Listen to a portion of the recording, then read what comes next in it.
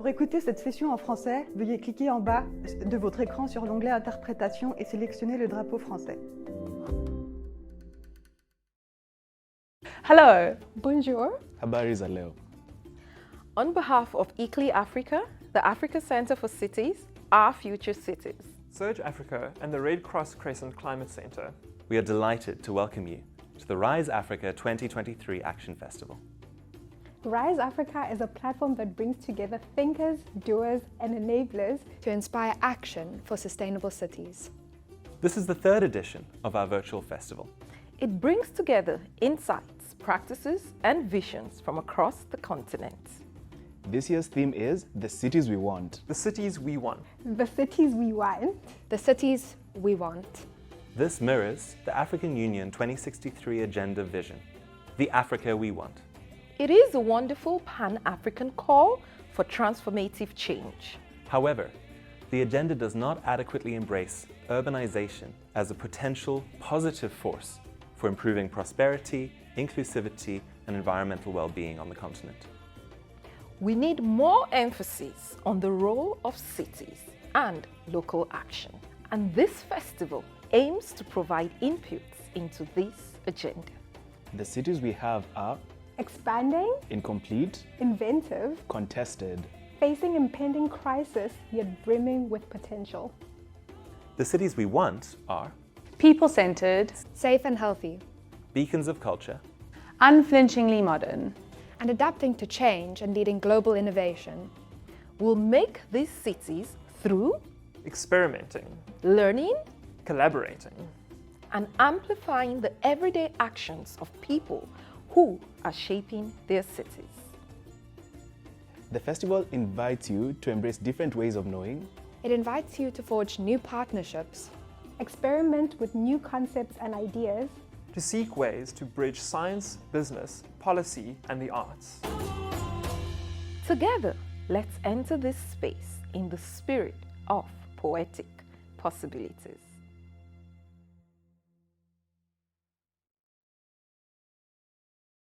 Nous venons tous de diverses cités, et c'est cela vraiment notre diversité, la force formidable de notre continent.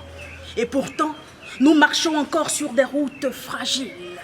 Comment construire notre Afrique avec ce terme malhabile, cette allure galvaudée loin des initiatives qui pourraient de nos villes faire une place active? Et que dire? Que dire à présent de notre gestion, de l'eau que l'on gaspille parfois sans concession, des ordures recyclables mais jamais recyclées, de ces paysages admirables mais bien souvent trop gâchés? L'histoire rappelle que c'est l'Afrique qui nous rassemble et que pour la construire, il faut agir ensemble. Moi, je veux une révolution de nos villes. Je les veux plus vertes et je veux de l'accueil des cités merveilleuses. Et puis, bon pied, bon œil, au gré de leurs histoires sur les pas d'une histoire. Car nos villes, c'est l'aventure. Nos villes sont nos miroirs. Pour l'urbanisme intelligent, nos villes nous appellent et nous interpellent pour l'action maintenant. Hi everyone. Ivan, I guess that's my cue. Thank you for the video. I'm going to just quickly share my screen. So if you give me 1 sec, I'll get it set up. There we go.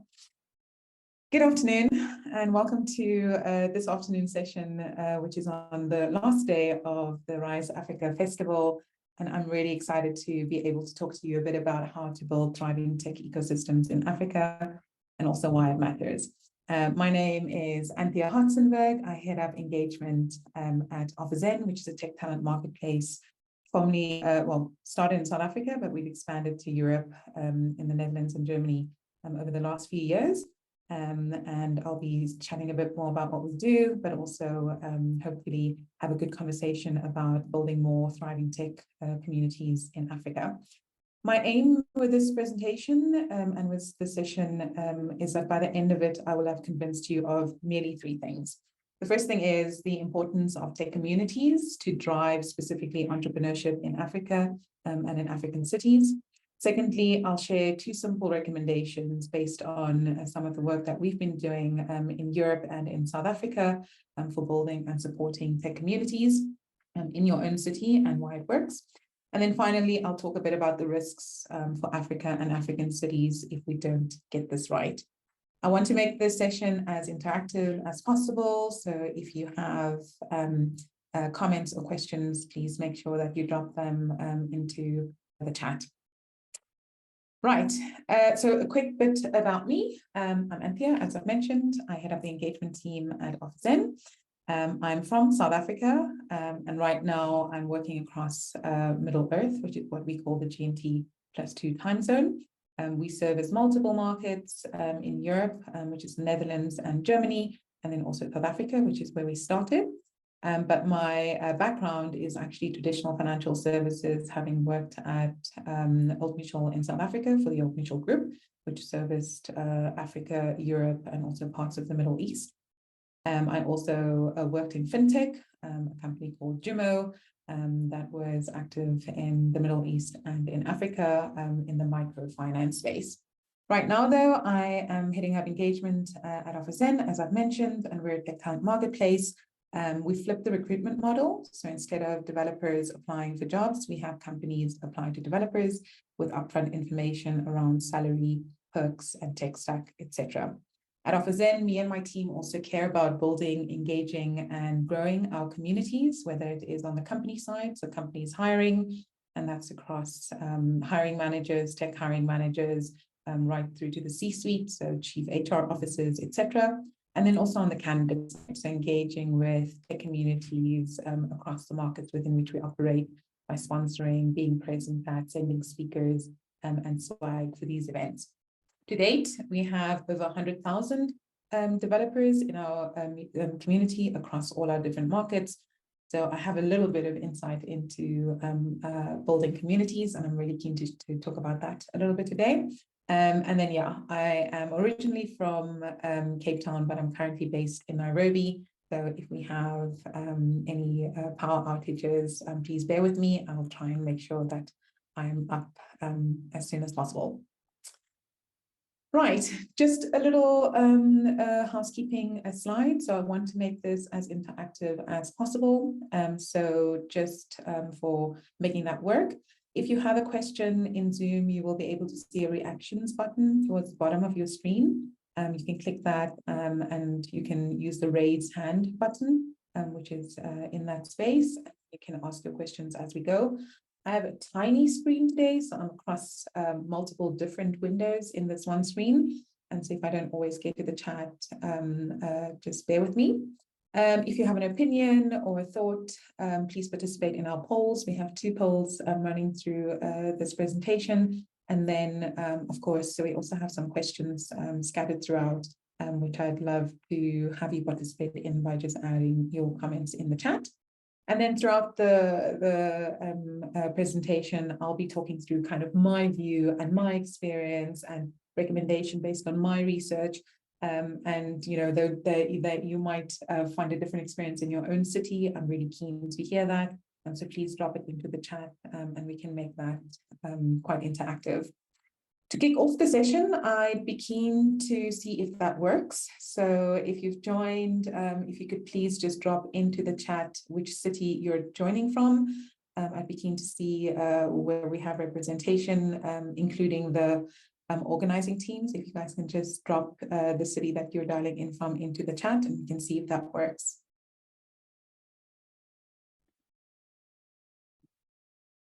Durban, South Africa, like that. I love traveling to Durban. Cape Town, hey Tashi, Rotterdam in the Netherlands. Hey Alex from Amsterdam. Alex is also, I'm part of Alex's team, so it's really nice to see you here. We'll just give a few more seconds for the rest of the team to also drop in, and as more people are joining. If you've just joined, it's just a question, let us know where you're dialing in from. I'll keep an eye on the chat as we go, but I think you guys know how it works, so that is fantastic. I discovered this morning that it is Africa Day today, and I really think that this is quite auspicious because I really love this topic. I really believe in the potential for African cities to become thriving tech hubs on the continent, not only as a way to build community, but also as a way to build more entrepreneurship and build more high-scale startups. So what a great day to be celebrating on the continent, and it's also a great opportunity to be speaking on this topic. Now, I'm going to take it a step back and quickly talk a bit about OfferZen and how we approach community, especially how we started thinking about community when we first started the company. So before I talk about the importance of tech communities to drive entrepreneurial activities, let's talk a bit about community at OfferZen. This is a whiteboard image from a thinking session around building an ecosystem that invests in developers' fun and belonging growth from the earlier days of OfferZen. And I really love this. The origin story here is our founders are both developers. They essentially founded OfferZen as a marketplace for developers, by developers, with a real core focus on building community. The backstory there is they found themselves in Silicon Valley a few years ago after they had a successful tech exit in South Africa. And one of the things that they discovered was that developers are essentially building some of the most impactful products and services for humans, so right across the world. So if you think of Facebook and if you think of Amazon and Alphabet and all of those sorts of companies, it's all powered by developers. So developers has a huge role to play in the things that we use today, but also the products and services that we'll use into the future. And their vision was obviously to build a space where we can help developers and connect them to awesome opportunities. But really at the core of that is this thinking of also building an ecosystem that invests in developers' fun and belonging and growth. What does that mean in practice? So there's three elements to this. The first one is fun, which is playing with cool tech. A good example of this is we host Make Days, which essentially is an opportunity for developers to come together and play with new tech, whether it's building self-watering plants, building biltong makers, et cetera, et cetera. It's an opportunity to come and connect around, just a new innovation and be together. The second thing is around belonging, which is essentially this idea of being part of a friendly club. I really like this idea because I think for many years, there was this perception of developers and people in tech and people in IT being a type of person. Usually, if you look at the movies, a kind of person that sits in a basement with a single light hanging over them and unshaven, probably dirty. And that's not the reality of developers today. Developers across the world are quite diverse. And there's a lot of work being done to advocate for more females in the space. So I think it's an outdated perception. But at the same time, as we make changes to that, it was really important for our founders to create a space where local developers in South Africa and now in Europe as well can come and feel like they are part of a friendly club, a club that recognizes them, recognizes their potential and their values. And so that sort of stereotype is a little outdated, and we're happy to be part of changing that. And then finally, growth, right? Gaining new knowledge and skills. I always use the story of that brings our marketplace to life, which is this idea that we are not looking for jobs every other week or every other month. And the same goes for developers, even though they are one of the most in-demand talent pools in the world. While we are not looking for jobs, so in that in-between, we want to create spaces where people can gain new knowledge and skills. Whether it's people writing on our blog, whether it's us hosting events, and whether it's us sponsoring events, it's really an opportunity to continue growing so that you can line yourself up for the next. Tashi, do you have insight into gender equity in the Africa developer space? It's actually quite an interesting question. We've just presented at the biggest developer conference in South Africa, and I'll talk a bit more about the total number of developers on the continent in a bit. There's a huge disparity. South Africa has the most developers on the continent, and even then, we've seen over the last year a massive gap, not only in income, but also in terms of the number of female developers in the market. So it is a global issue. It's definitely an issue on the continent. When it comes to the pay gap side of it, it's definitely a nuanced conversation, but they're related in some senses. From our own data, we do an annual developer survey in South Africa. We've been running it now for 4 years. And from our data, we see one key example, which is that female developers often start coding way later in life compared to male developers. Males start like earlier in their teens, while female developers start, in their early to mid 20s. And part of the problem there is that for many females, becoming a developer is not seen as a career option, which contributes to less female developers considering it or going into computer science and into tech. But then also when they do, they are quite at a disadvantage because they are starting later, and that then has knock-on effects, right? So whether it's they come in at a lower salary because they have less experience, or later on when they decide to have children, and we know that women still bears most of the childbearing responsibilities. When they re-enter the market, they come in usually at salaries that they kind of exited on.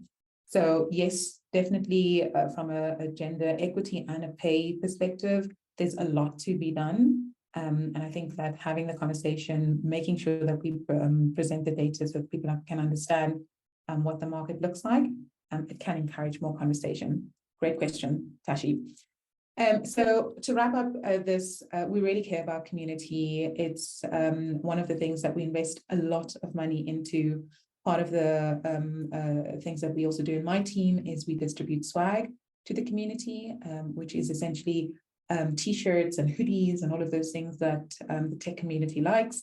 And we work with the developers to create the designs. We get insights from them, et cetera, et cetera. So we spend a lot of time trying to understand, better engage, and better build tech communities. And so today I want to talk about why that's important in Africa and why I think that we should be doing a lot more of this on the continent.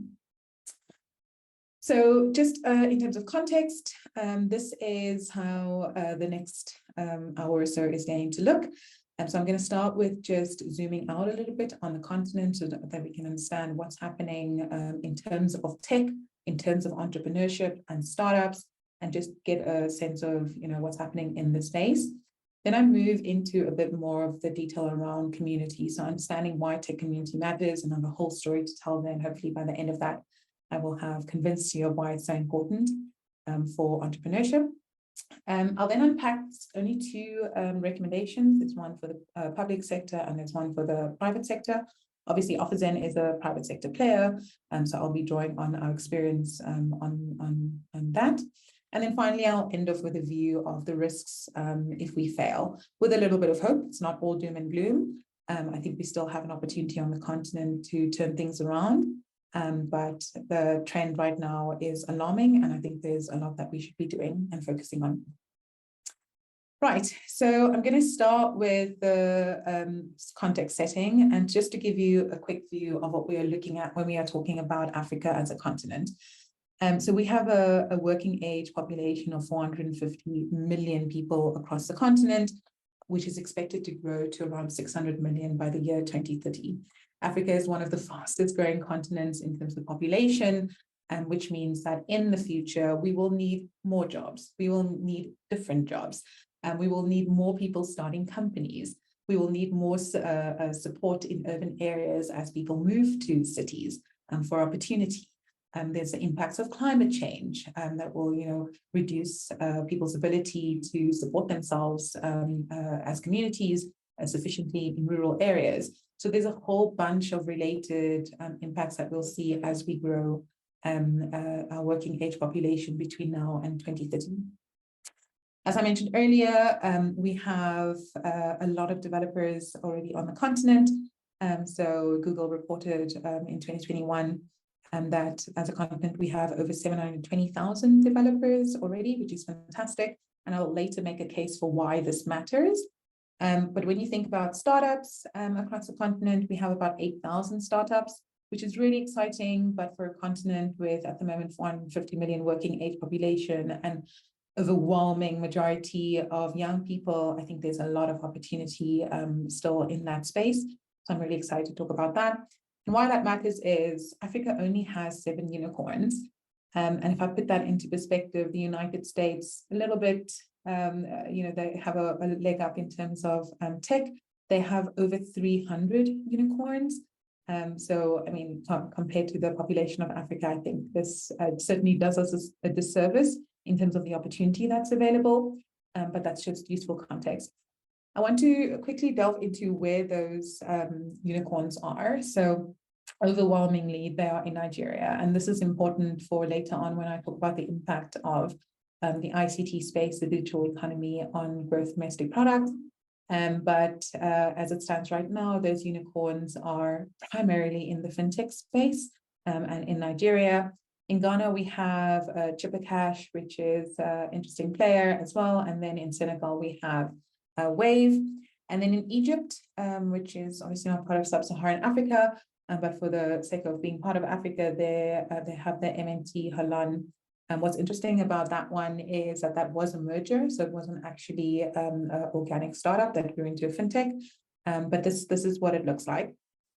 Another thing that's really interesting to note here is that a lot of African governments has now articulated their strategies around building more robust digital economies so that we can create more jobs, have more entrepreneurs, and generate more contribution towards overall GDP. But even then, there's still a lot of work to do to create more entrepreneurship and to create more high growth startups in Africa. In sub-Saharan Africa, which is what I will focus on over the next few slides, the biggest tech hubs are in South Africa and in Kenya and in Nigeria.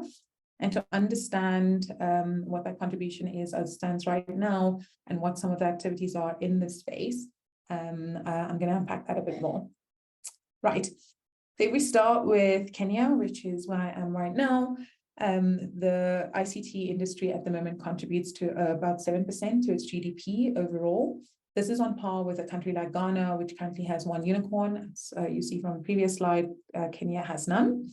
But for interest sake, when you look at the other unicorns, the countries, so Senegal has a digital economy that contributes about 3.5%. Egypt is currently sitting at 5%, and then Ghana matches Kenya at 7%. The key takeout here is that there's still a lot of opportunity to grow the sector, and governments are doing a whole bunch of things to try and advance the digital economies. It takes a lot of work. In Kenya, where I am right now, they have the ICT Authority Strategic Plan, which is a big word, but is essentially part of their Vision 2030 strategy. Their aim is to transform Kenya into a globally competitive economy, drawing on a number of different digital activities.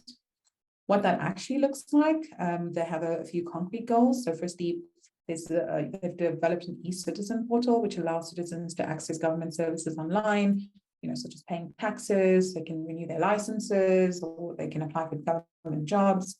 Kenya also has a digital literacy program, which aims to provide free digital literacy to Kenyans, training them on basics. How do you use computers, how to access the internet, how to do this using a mobile phone, et cetera, et cetera.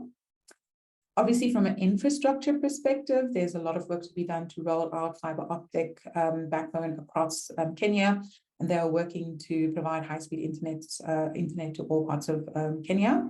And then there's the Kenya Open Data Initiative, which I'm quite excited about because what it focuses on is making government data available to the public, which can be used by businesses and developers and researchers to create new products and services. So a lot is happening in the space. Some of you might be skeptical about the progress of these initiatives, and I'll touch on that a bit later. But let's quickly move on to the continent's second biggest economy, which is South Africa. South Africa's ICT industry currently contributes only about 8% to its GDP. So there's still a lot of work to be done there. What's interesting is that in the metropoles, it's quite structured and widespread that you can find high-speed internet, and you have multiple providers. So they've done a lot of work to enable that infrastructure in the country. And this falls under a combined ICT strategy, which is called the Digital Economy Master Plan. It sounds like a version of a document that was created with too many drafts, but either way, it's what they are consolidating all of their digital activities under. This plan outlines the government's vision for development of a digital economy in South Africa and also looks to become a leading player by 2030. Some of the initiatives there is we have a national broadband plan similar to Kenya, which aims to provide high-speed internet across the country. And from a skills perspective, we have a national digital and future skills strategy, which is set to roll out skills needed for citizens to be able to participate in the digital economy. And then finally, another lovely named initiative is the Presidential Employment Stimulus Initiative. This focuses on supporting digital access for low-income households and stimulating job creation through household broadband and also public Wi-Fi connectivity.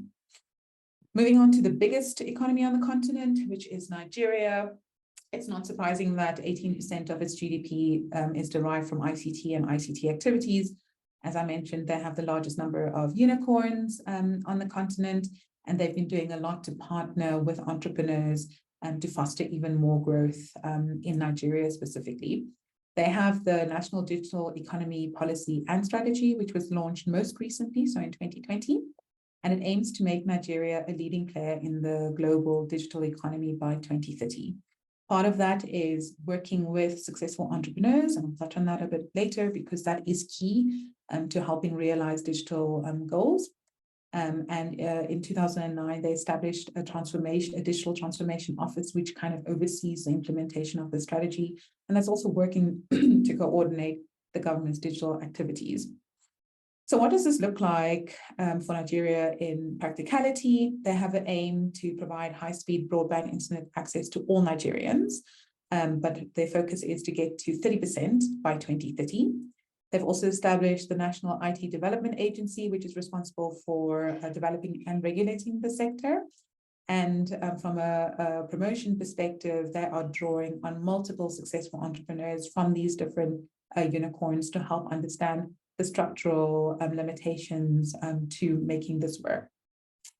Just quickly looking at the questions, where does the number of startups come from? Does that tell us anything about informal entrepreneurship? So the startups that we've factored in here that makes up the 8,000 is only startups who employ between 3 and 5 people.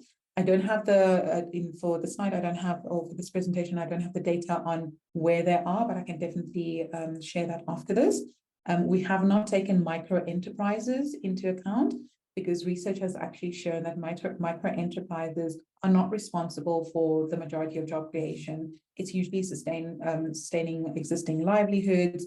And so this is not the focus of creating entrepreneurial cities at that level. That's more on the micro level. And what we're focusing on here is people that have the potential to employ potentially hundreds, if not thousands of people at a later stage. But the focus for this presentation is around startups that employ between 3 and 5 people. I've used a lot of words, and by now you might be sitting and wondering, what does all of this mean? But I want to make a case for ICT and tie this back into why communities are so important. ICT can do a lot of good things for African countries, as we know. If we are, you're in Africa and you've seen the benefit of high-speed internet for especially working during remote, we know it can help boost economies by encouraging new ideas and making businesses more efficient, connecting them to new markets. But we also know it can create new jobs through creating new industries and even creating different kinds of jobs that don't exist at the moment. Other benefits include education, so making learning easier and more accessible. And in healthcare, it can make a massive difference, whether it's providing medical services like telemedicine, so doctors can help patients in rural areas. It can also give patients access to medical information and allow them to be monitored from a distance. If you use the internet, when you get sick, you Google your symptoms, you go onto WebMD and you get a good idea of, whether you're dying or not. But getting that access is still something that is not available to millions of Africans across the continent. Very importantly, from a government perspective, ICT can actually create massive opportunities. I've already mentioned stuff like the the Kenyan digital platform that they're trying to provide. I tried to apply for my visa yesterday. I went to the immigration office and they were like, you actually have to apply online. So it's, making services like that more easy and more accessible. But more importantly, if we get this right, especially on the government side, we can save a ton of time and paperwork, but also create transparency and create more openness to government operations. That's not all. ICT can creating more digital economies can also help us improve the lives of African citizens in other ways, whether it's reducing poverty by giving people information and resources to improve their livelihoods. For example, farmers, if they have access to the internet, they can get weather updates, entrepreneurs can find new markets, and people can find new job opportunities. The bottom line here is ICT, digital economies, startups in the tech space have a lot of potential to make an impact in African cities and improve the lives of people. So even if we fail, to my earlier point, even if we get it half right or we don't get it right the first time, organizing government resources around digital access and services is key to building the tools tech entrepreneurs need to create potential products and services. All of the opportunities that I've just mentioned, it's still out there.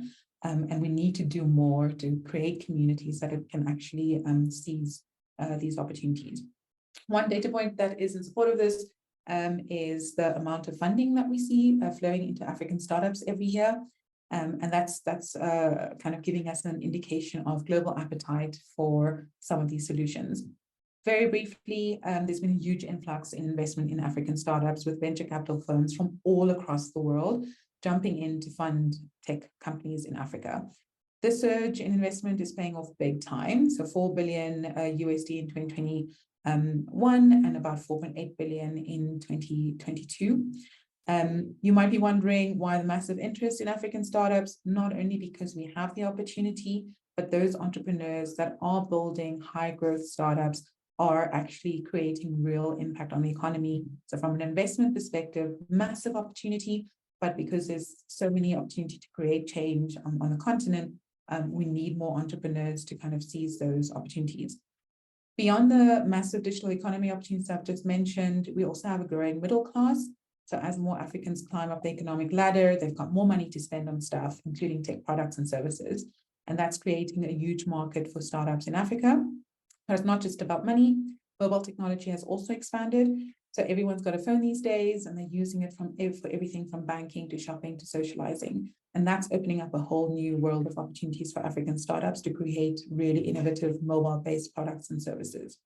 And you've seen from the list of unicorns, fintech is dominating the number of unicorns on the continent, but the impact of all this investment into African startups has a pretty positive effect. It's creating jobs, it's boosting economic growth, and it's improving the lives of people across the continent.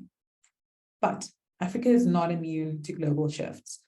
So it's not all rainbows and unicorns. There are a lot of challenges, including many of these startups are still in their early stages and struggling to turn a profit, or they're taking massive risks and not all of them will make it.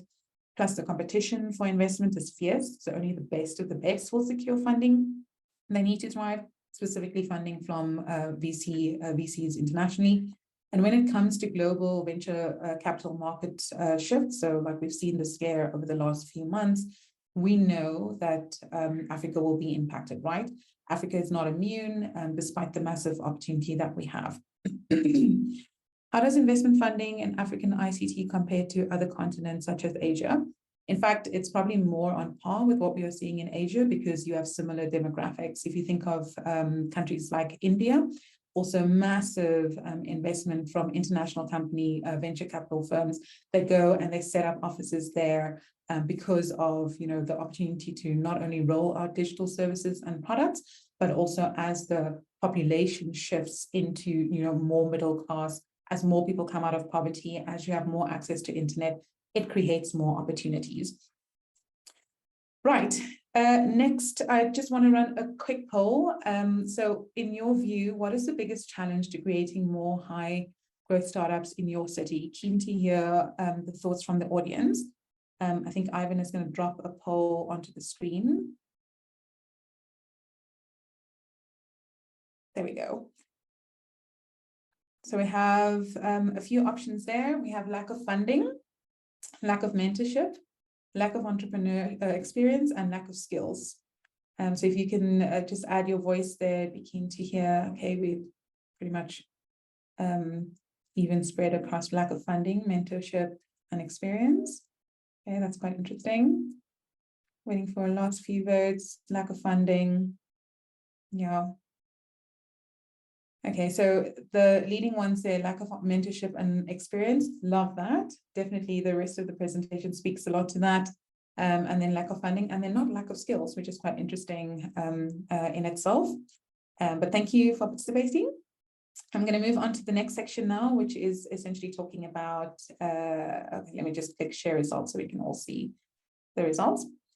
So now let's talk about why and how tech communities can help, right? We've seen a massive opportunity on the continent to create positive impact, but we need to zoom out a little bit to just understand how tech communities can help. Right. So I'm going to start with the US, who historically and also presently has the most number of tech unicorns. If you look at where these unicorns are situated, it is quite a divide between the East and the West Coast. On the East Coast, you have New York and Boston, which has 17. New York has 120.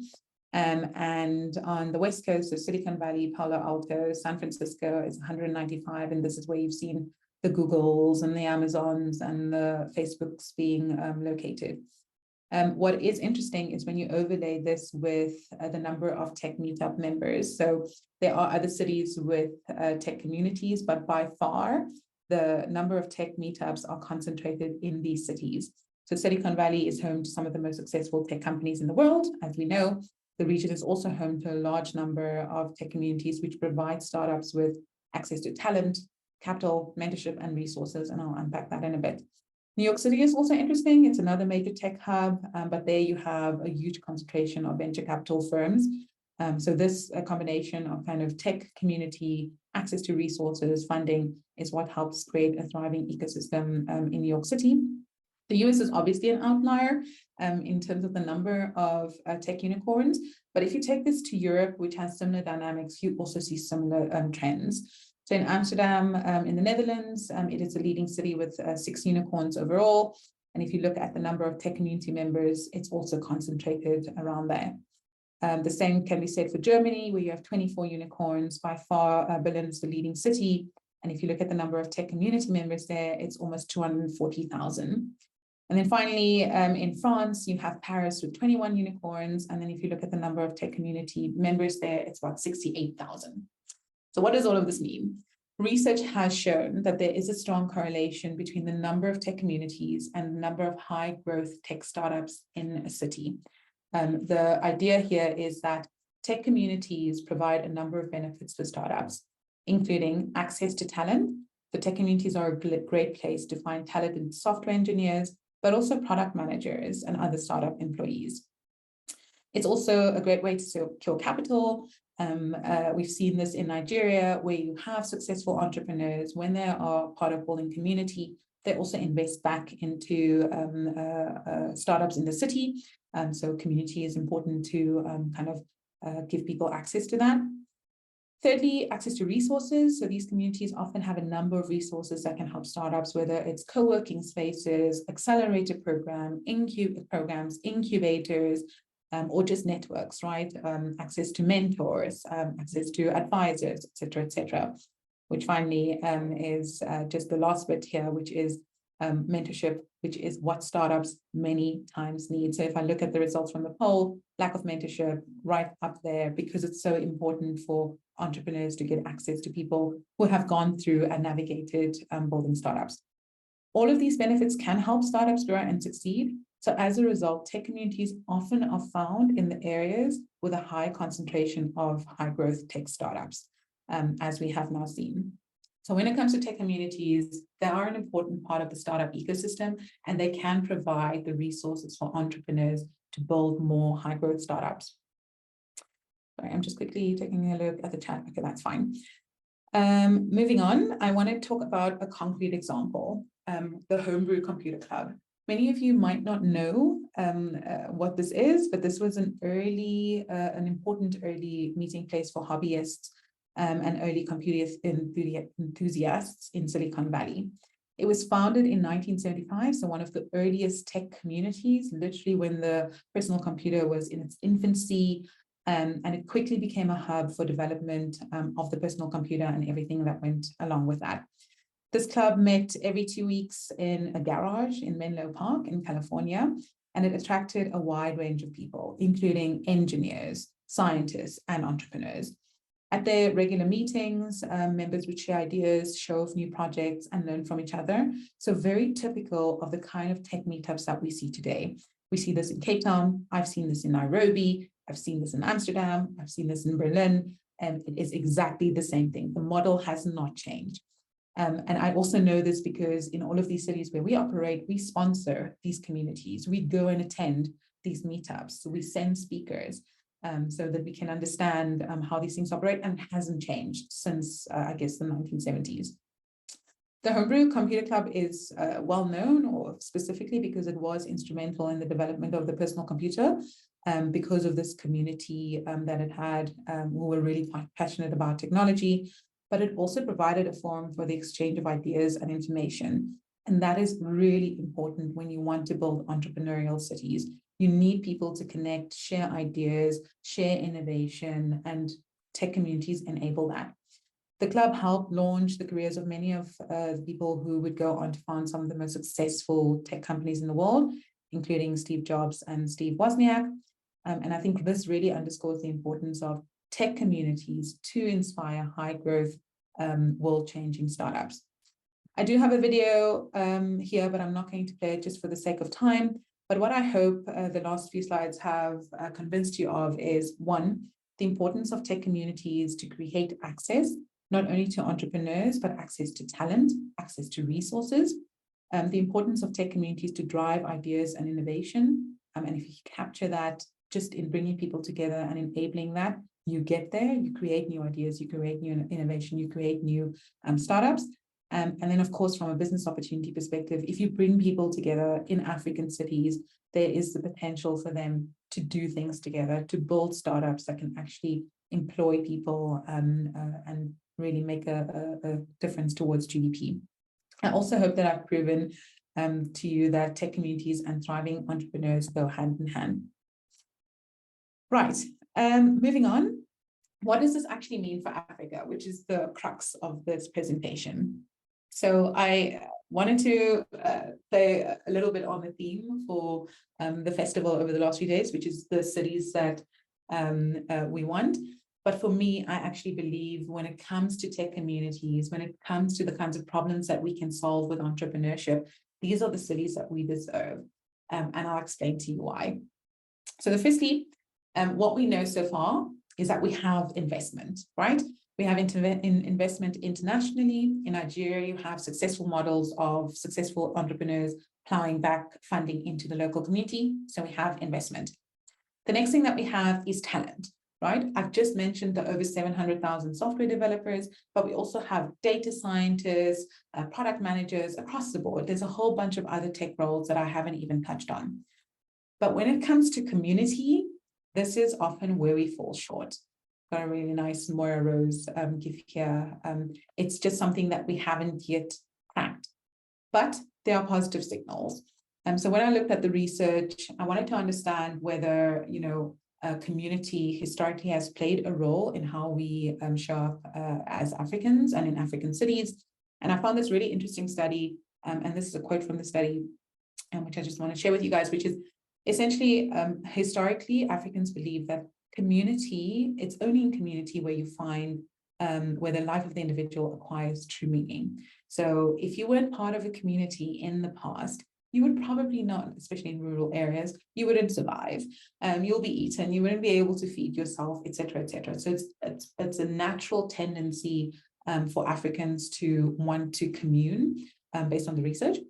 The other interesting thing is that we found that it's not just living as an isolated being, which is a very northern perception, this idea of individualism, but in mutually interacting with other members of the community that the individual can ever hope to realize his social aspirations in life. And simply put, what that means is we know the importance of connecting with others in the spaces where we are to help achieve our aspirations in life. We also understand the importance of why we need community to survive and to thrive. Obviously, over the last 3 decades or so, as more people move to cities, there's a bigger focus on disconnect People live in, flats that are far removed. There's not a lot of communal areas, all of those sorts of things, which takes away from this essential need that we have for community. And what this means in practice right now for us is that we are seeing a lot more individualism in African cities. So the research shows that we have a natural tendency to want to build community and to commune, but how we build our cities right now is to focus on the individual and less of the connection and less of the communal. What is even more interesting, though, is when you speak to entrepreneurs who have built successful startups in Africa. So here we have one. This is a quote from one of the co-founders of Flutterwave in Nigeria. When he sat down and he tried to look at what are the things that's preventing us from creating ideal environments for tech in Africa and for tech startups in Africa, he came up with 3 answers. The first one is governance, which is, do we have the right kinds of people in government that is actually enabling digital strategies and ICT plans? The second one is infrastructure, which is really hard. In our cities, we have old crumbling infrastructure mixed with, newer buildings, all of those sorts of things. None of them essentially set up for community. But the most important thing he said was we lack community in these cities. And that's not me saying it. That's, one of the founders of one of the tech unicorns in Nigeria. So we know community is essential. We know we have a historical natural tendency toward community, but we are not seeing this playing out in our cities. There's another thing that helps. As we invest from governments in ICT initiatives, as we spread the internet across our countries and to more people in rural areas, we have the opportunity to leapfrog some of these limitations. So for example, the internet allows us to convene online. Not only do we need to be in cities, not only do we need to be in the same space, we are able to actually commune online. It also reduces barriers to access. So all of the stuff that I've mentioned about accessing information can build better livelihoods, et cetera, et cetera.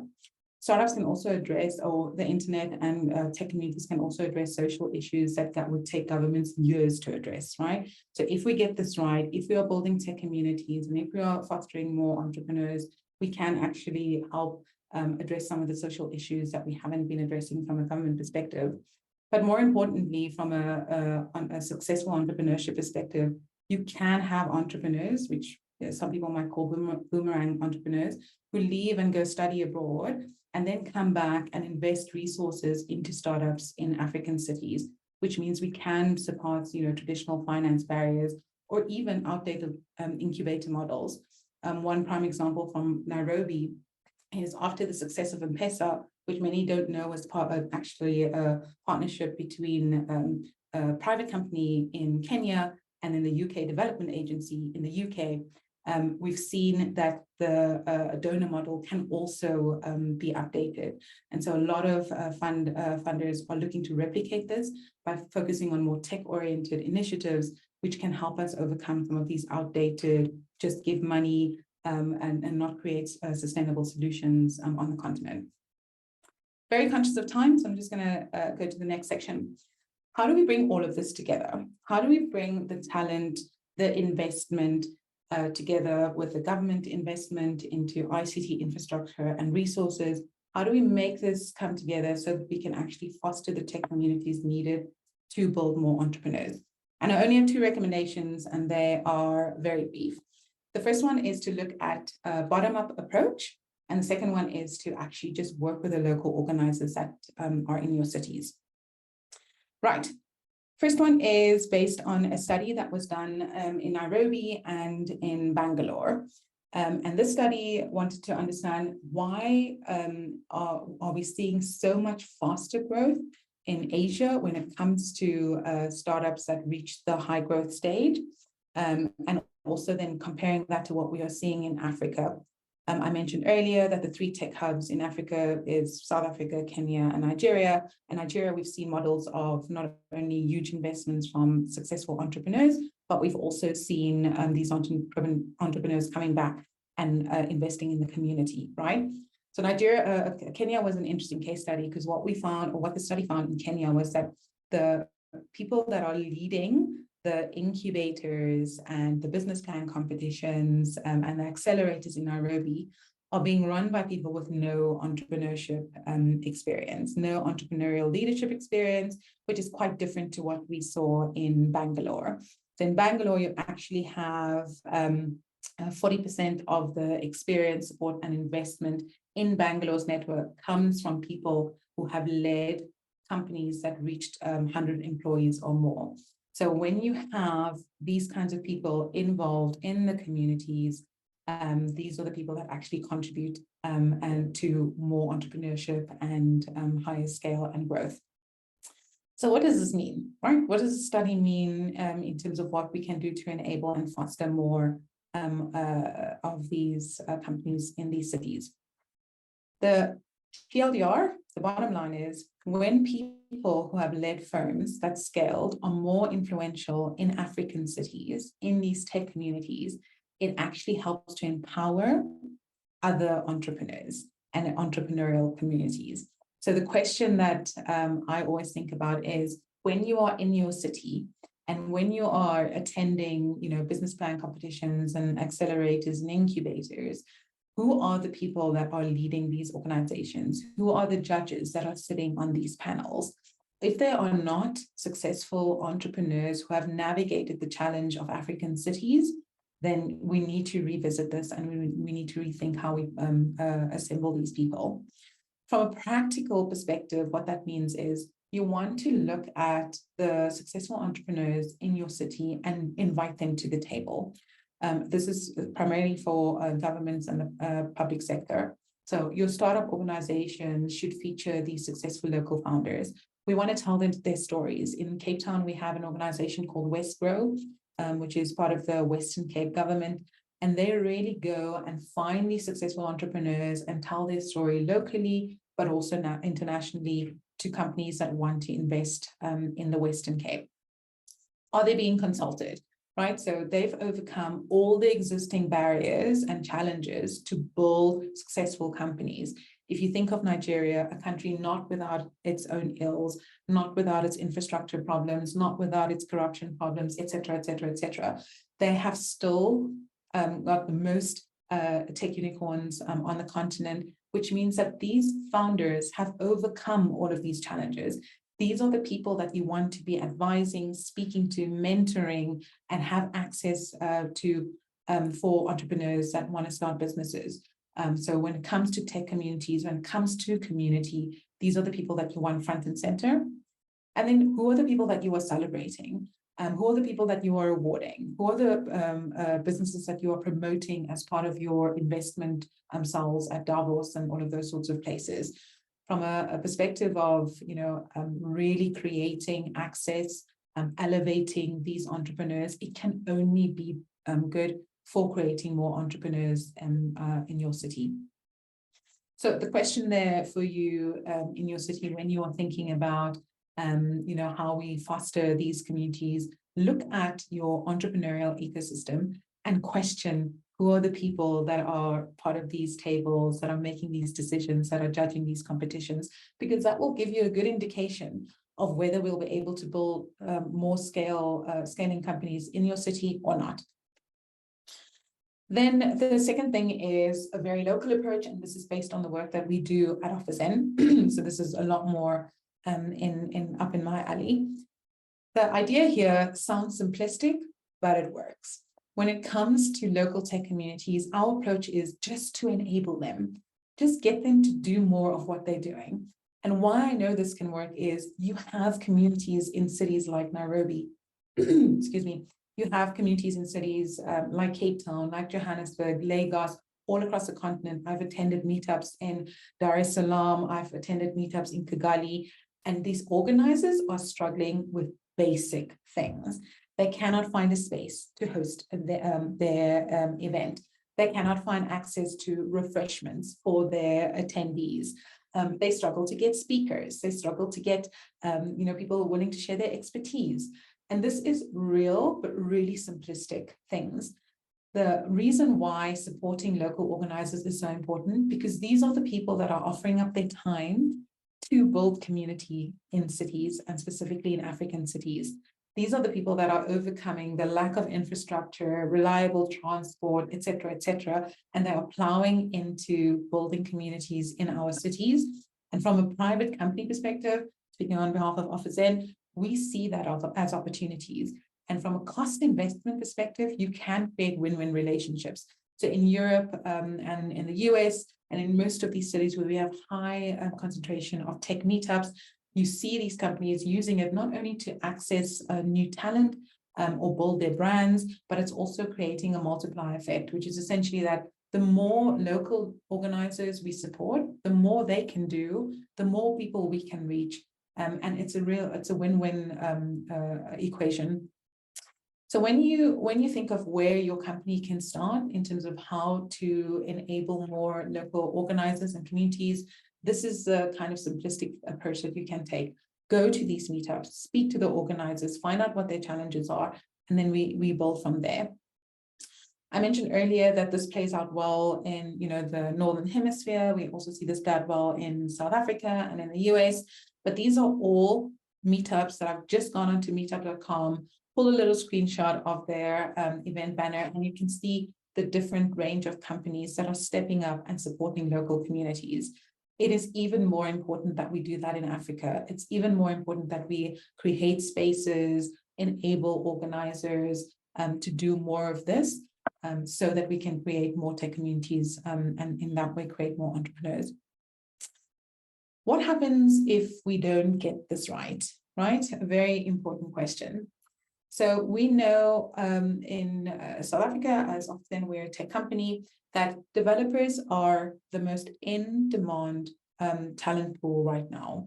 Why that matters is developers are the people that come to your tech meetups. They are the people that will start businesses that go on and have the potential to become really successful, attract the funding, et cetera, et cetera. It's no surprise that, of the 6 unicorns in Africa, they're all in fintech. And that is kind of exciting because there's a lot of payment, credit, all of those opportunities, but it is in tech. That is the bottom line. And the people that are building these companies are developers. So when you think of this talent pool, highly mobile, because they are in demand across the world, I think by 2030, it's been predicted that the US is expected to lose, I think, 1.8 trillion because of the lack of tech talent that they have. So the lost opportunity.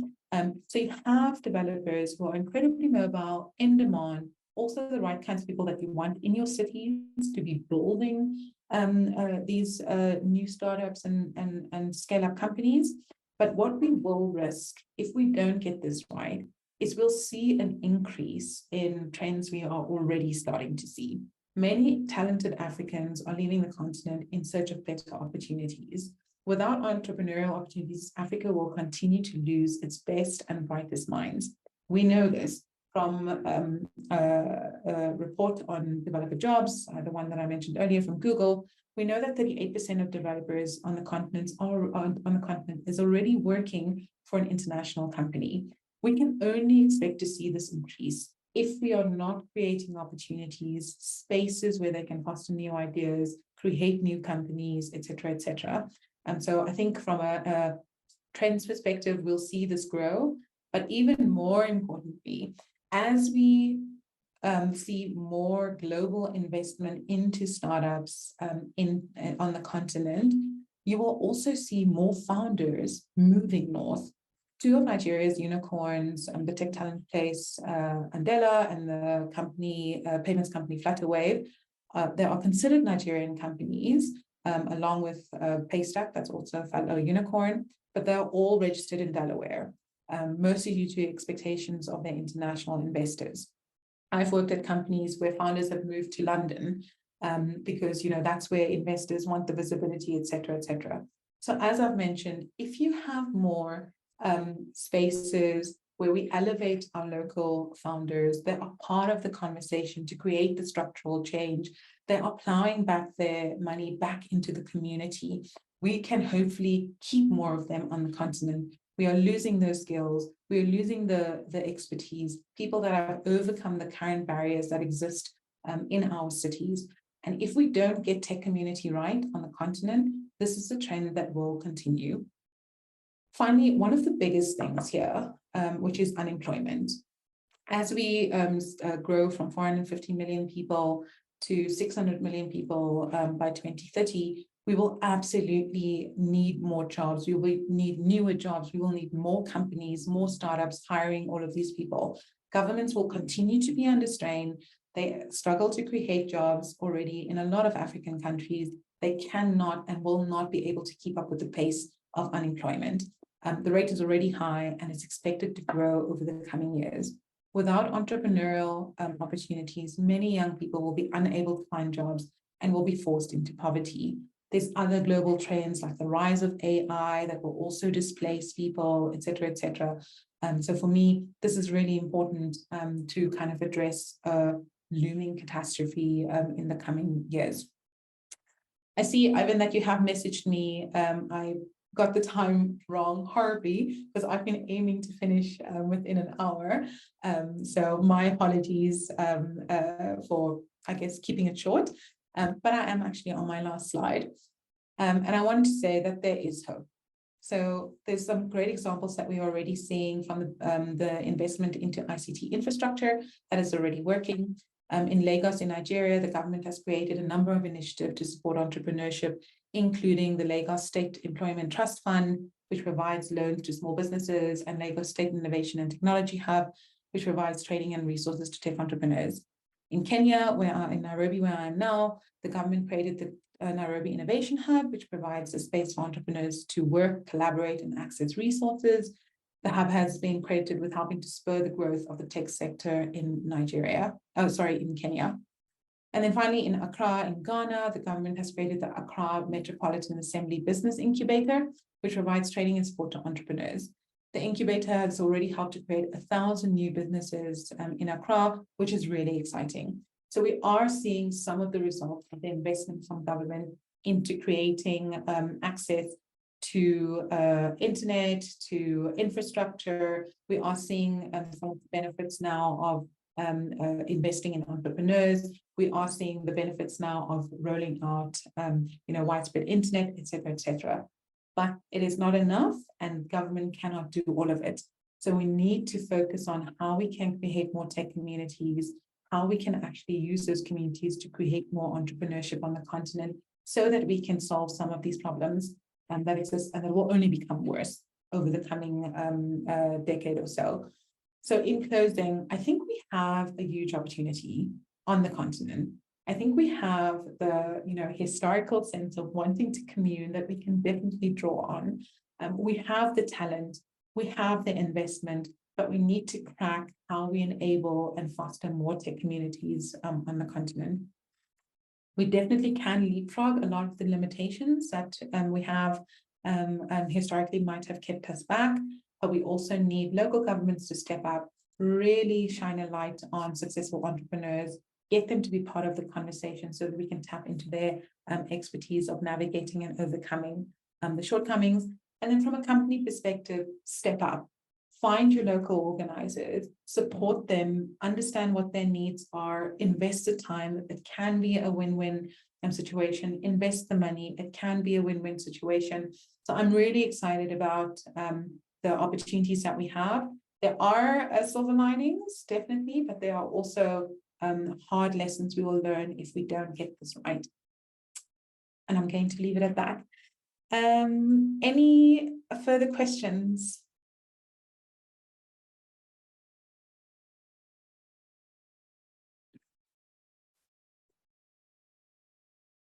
No?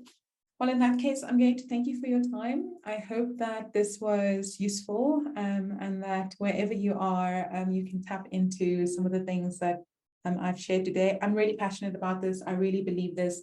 If you want to connect with me, please find me on LinkedIn. There's a QR code. If you scan that, you'll be able to connect with me. And then I look forward to continuing the conversation. There is one question. Do you want to ask your question? Yeah, hi. Sorry.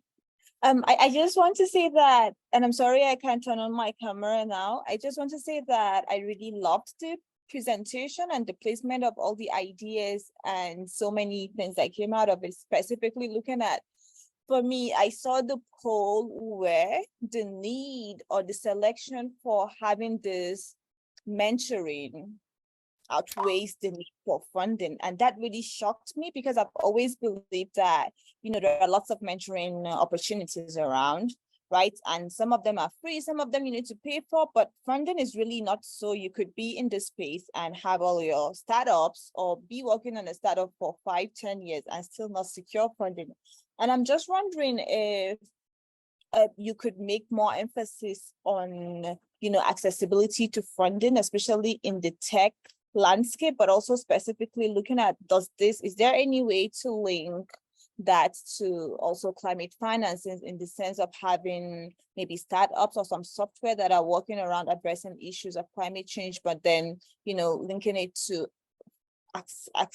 having access to funds? Because I feel like that still remains a huge issue, whether it's in terms of accessibility or in terms of having access to the funds, but it's not being enough to fund that thinking, that ideation, because I feel like the funding is truly available, that there are lots of investors looking to pull in the funds. But you've also mentioned just towards the end of this discussion that most of the unicorns that we see maybe in Nigeria, like Flutterwave and Andela, they're registered in Delaware. And I was shocked because I actually thought, it wasn't the case. So for entities who really might have great ideas, but are lacking in terms of having access to whether it's funding or mentoring, are there other provisions or other ways people could actually spearhead their initiatives, looking at, growing from a very, very local base? So I'm just really asking around not having access to all these big financiers, but then having a local based entity that might need funding, but also not being able to have access to the right level of funding and also mentoring space. It's a very complex question, and I'll try and answer it as best I can. So firstly, if we look at the unicorns that we have currently on the continent, they're operating within their own constraints, right? The inability for us locally to fund startups, whether it's through government or through private entities, has largely been around risk and risk of return, right? So a lot of companies, angel investors on the continent, funders on the continent were very reluctant, certainly at the initial stages, because we had so many limitations, whether it's structurally or from a governance perspective, et cetera, et cetera. So yes, we have been able to attract a lot of venture capital from the international space, but it comes with its own requirements, right? And so, for instance, a requirement of where the founder is based, and a requirement of where the company is registered, right? So that's one of the things. So when you look at those companies, certainly that's come up over the last 20 years, there has been more of, we're overcoming the limitations because we cannot access the kind of funding that we need to scale in the cities where we are operating. So I think that's one thing that's really important to know. The second thing, and the reason why I speak about government's investment into the ICT sector, is so that we can know that governments are making funds available in line with their ambitions, right? So the Vision 2030 across Kenya, across South Africa, across Nigeria, a large part of that is investing in entrepreneurs who can create new companies and startups in the digital economy space, but that can also create new jobs. The climate conversation is quite interesting because we know that there's still a battle to get access to funding for climate initiatives. But we've seen in South Africa in particular, now that we have rolling blackouts of 4 hours at a time, it has actually opened up the space from a regulatory perspective, that we can allow more power producers, individual power producers in the country, but also from an investment perspective, right? So you've seen companies in the Northern Hemisphere now coming and looking for new opportunities in South Africa to invest in, but also to kind of access new innovation and thinking because of the certain challenges that we face there. So, and the one last point I wanted to make there, you will see a knock-on effect of these are I spoke about the unicorns, but there are many other companies that have not made it to unicorn status. I mean, I work for a company that's not a unicorn, but really successful in South Africa. My previous company, the same. When I joined them, they'd raised just over $100 million in funding in that year, but also not a unicorn. You have a layer of companies that are successful, and they have successful entrepreneurs. And those are the kinds of people that we are now seeing plow back investment into the community. A space like climate change, we have not had, like it's not even near, it's such infancy right now, and definitely from an entrepreneurship perspective, still a lot of things to do there before we can access that as a stream of funding. So if you look at it holistically, you have international investors, have a lot of money, happy to pour it into spaces where there's massive opportunity, but it comes with its own rules and regulations. You have governments that have clear visions around digital economies and around ICT, and they are investing into startups and creating access to funding. It might be more bureaucratic, it might be more laborious, it might be specific industries only, but they are also keeping in mind that they want to create more jobs, and the kinds of companies that they'll fund usually should tie into that, but there's funding available there. Then obviously on the experienced entrepreneur side, you are seeing more angel investors power back into the community, invest in early stage startups, which is really exciting. But when it comes to climate change in particular, it's still quite nascent. It's still quite behind where the other opportunities are. I can probably place a bet that you'll have local funders or international funders firstly invest in, for instance, a fintech solution before they invest in climate solutions, just because the payoff, the benefit, the return on the investment can take years. And we've seen this in South Africa now. Now, when there's a real opportunity, government cannot solve for the electricity that's required. You now see a massive opening up of the industry, and together with that, massive investment from international funders into the space. So there's no clear answer here. I think there's multiple sources, and we should be exploring all of those, but it will also be determined by the industry you're in, and from a donor perspective, what they see at ROI and what that timeline look like into the future. I hope that answers your question. No, you did. Thank you so much. And I just want to say that, you made emphasis on the startups that might not necessarily be unicorn, but are actually doing great. And I do feel like sometimes we also need to look the other way and see that there are other, 100%. entities that are really doing amazing work, that are really trying to drive the change. And just because they're not in the top 10 or top 5 doesn't mean that they don't have the potential to. And also in terms of climate and tech, I do understand that we have a long way to go as regards to that, but I also was looking at it in terms of addressing I don't want to call it miscommunication, but this kind of false climate solutions in terms of how some people perceive it to be something that is completely different. Climate misinformation, that's what I would say. And also in terms of maybe early warning systems, I'm just wondering if or when we would reach that space where we have lots of hands-on tools to guide us around these things when it comes to accessibility to climate education tools and also climate communication tools. But yeah, I do clearly appreciate your response, and thank you so much for the presentation. Thanks for your question. I am reminded of a quote by Wangari Maathai, who started the Green Belt movement and is from Kenya. When it specifically comes to these environmental issues, it's quite short-sighted by most governments, but it's because the governments that are destroying the environment, she said, are not the people that needs to live with the consequences. So you need people to have that long-term view and not just the short-term payoff or the return. And it's an ongoing conversation. Ivan, you have your hand raised. Are you going to tell me to stop speaking? No, thanks very much for that, Anthea. I actually had quite a lot of questions emerging throughout the session, but your presentation was so beautifully put together that all of them kind of were answered. But one question I do have is around education and skills, and whether through your experience you've seen countries in Africa or governments in Africa perhaps changing school curriculums to be more focused on ICT, or perhaps whether there's been technical and vocational education centers that really focus on the broad base of skills of ICT, whether you've seen any of that coming up, and whether you maybe have any success stories in that regard to share with us.